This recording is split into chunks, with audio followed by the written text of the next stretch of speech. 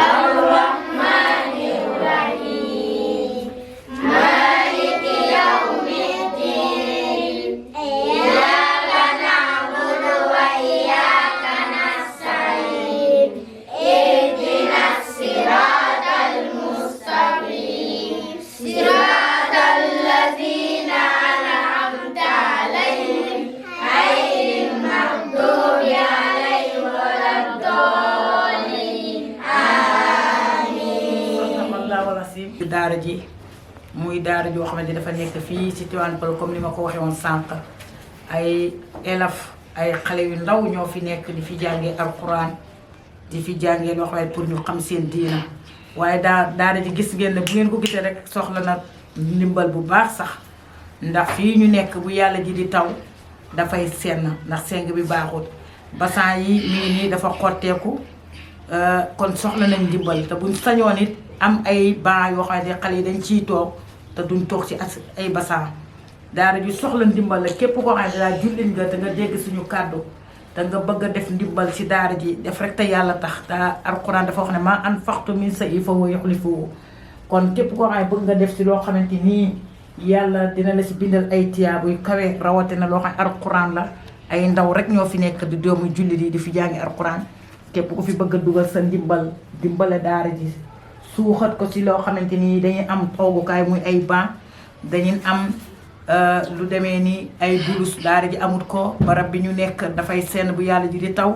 képp koo xam ne bëgg nga ñuy dimbale rek boo ñu ooyee ci numéro bi muy 77 275 16 03 77 275 16 03 su boobaa lépp loo fi def rek yàlla nga ko defal te yàlla képp ku ko defal nag mu fay la kon ñu ngi sàkku ñëpp ñu dugal seen loxo ci daara ji di wax ne ñu ngi am kontante ci émission bi rawatina ci kii nga xamante ni moo ñu jël muy Ibrahima Sow di ci am kontante ak fépp foo xam fa lañ ko mën a teg mu fay daw rek ñu ngi leen di ñaanal yàlla ñoom seen site bi yàlla barkeel ko taw jox leen sax ñu dem ba am ay seen am ay télé am lépp yàlla barkeel liggéey bi wa maa zaalika alallaahi bi aziiz wa salaamu aleykum wa rahmatulah